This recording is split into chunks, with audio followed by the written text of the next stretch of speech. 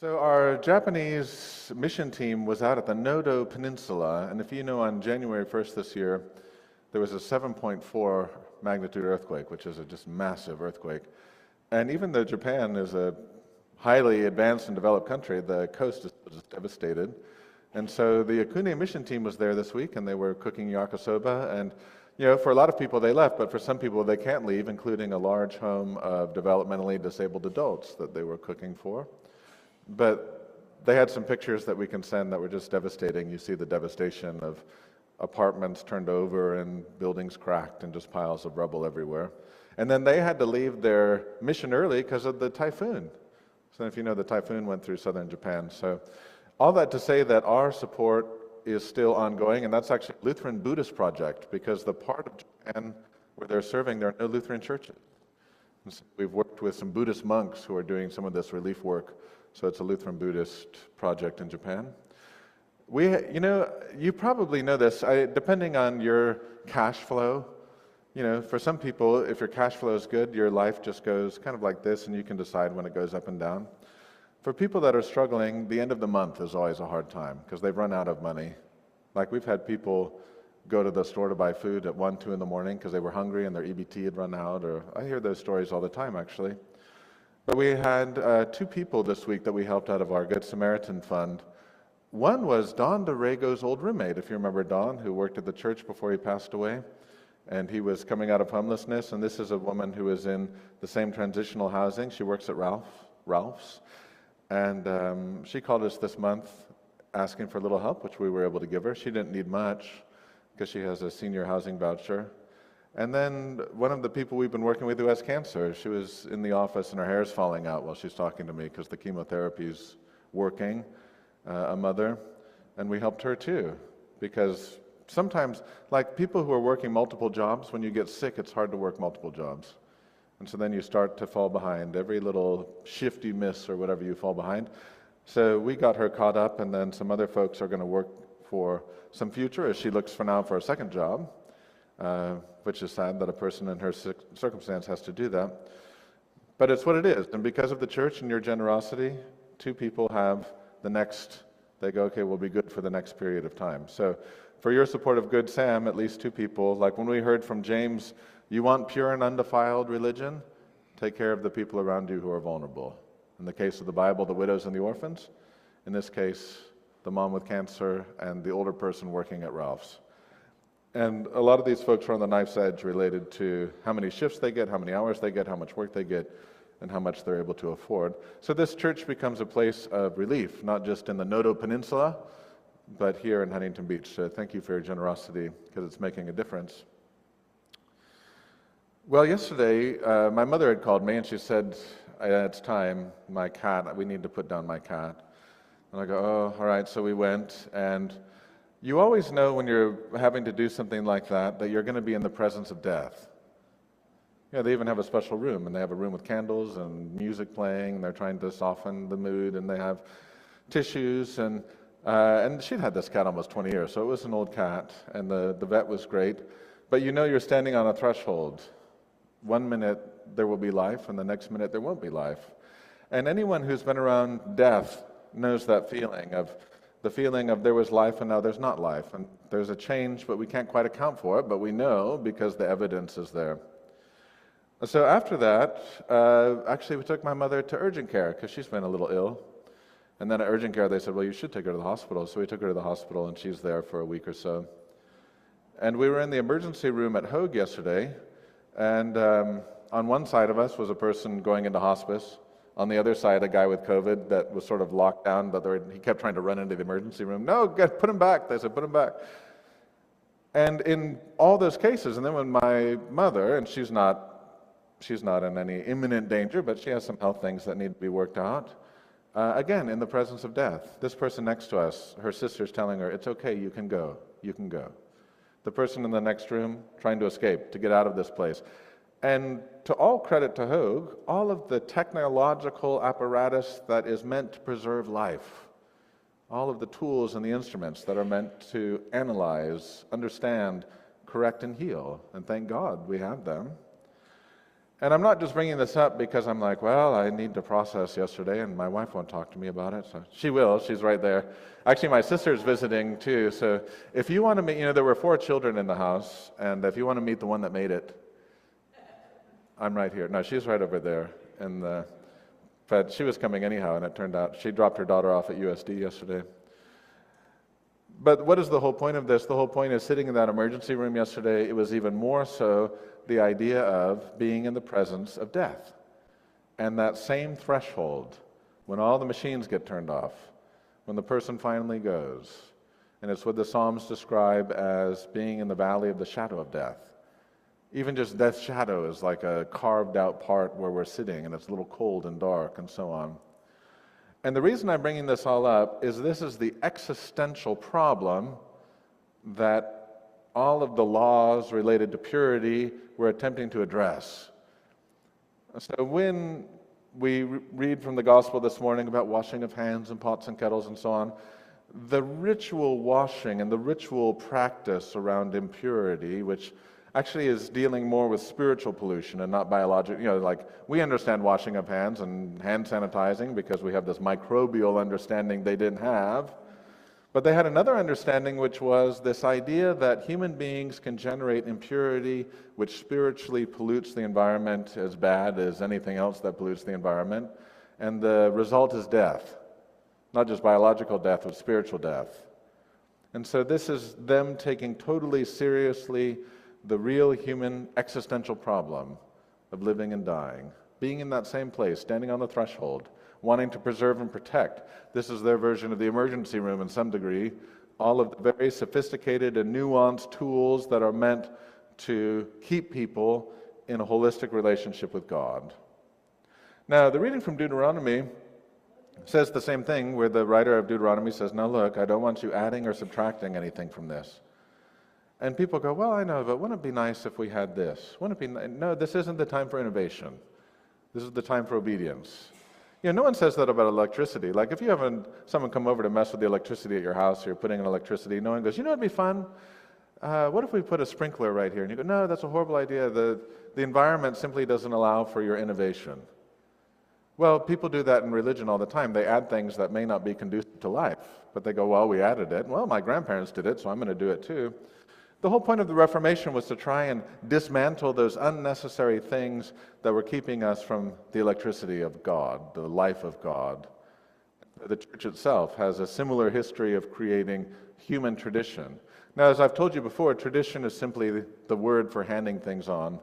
Someone gives it to us, we go hand it on. Gesundheit. Someone gives it to us, we hand it on. Tradition's just handing on. Then you decide, we don't need to hand that on.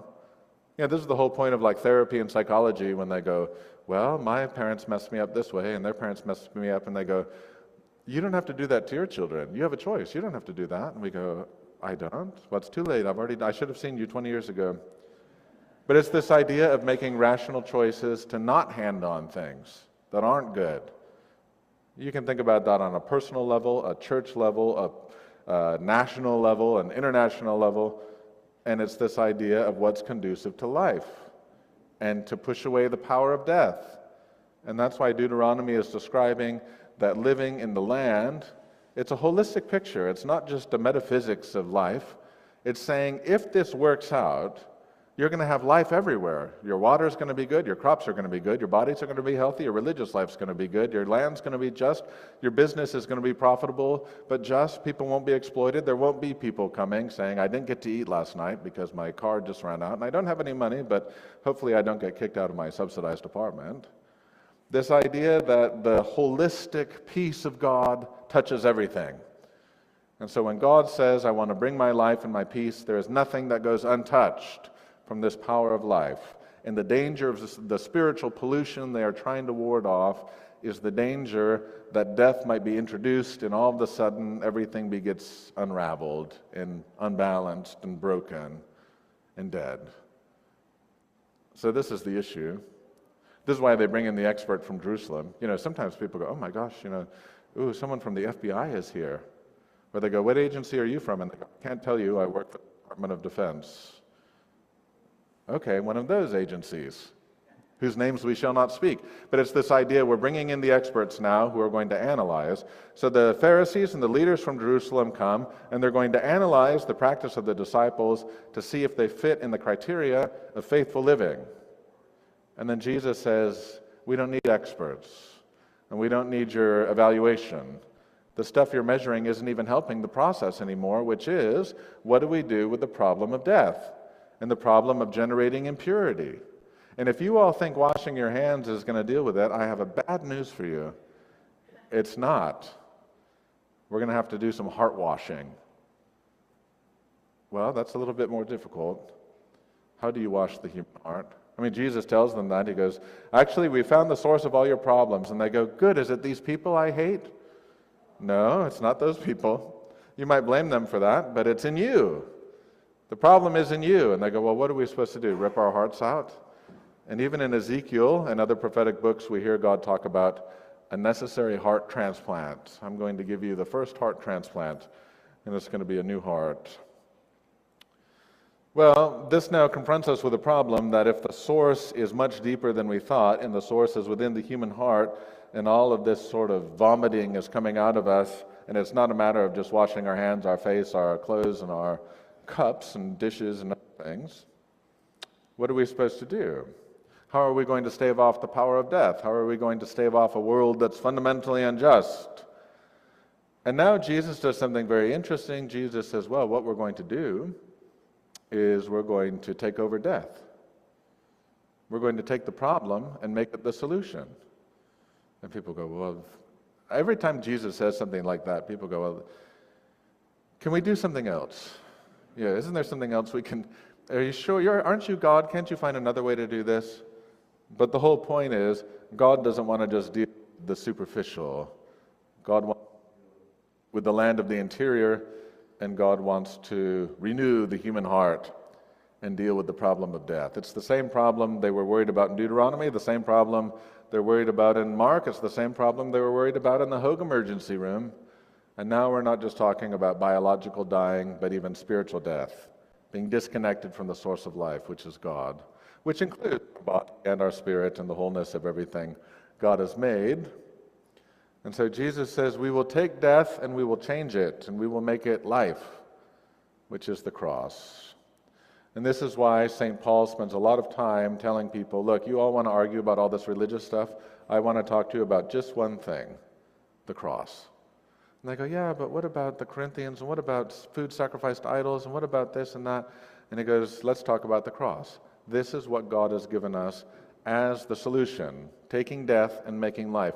And there's a real argument, if you look at the Bible's data, that Jesus fundamentally changes the experience of death from a kind of pit, Sheol, Hades, a place of shades, all the way to what we get with a much more fully developed afterlife.